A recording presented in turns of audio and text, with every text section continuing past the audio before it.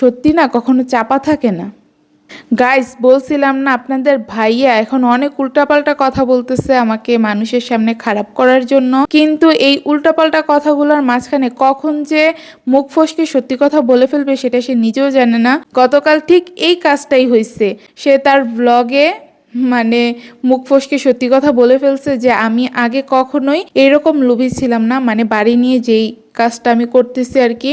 আসলে তার অবহেলাই আমাকে এরকম হতে বাধ্য করছে।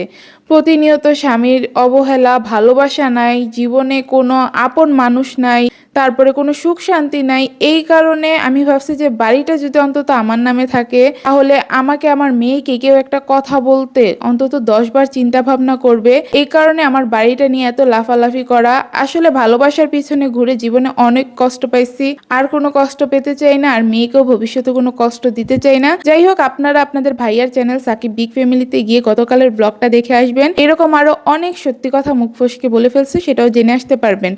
শেষমেশ একটা কথাই বলবো, ওই যে সত্যি না কখনো চাপা থাকে না।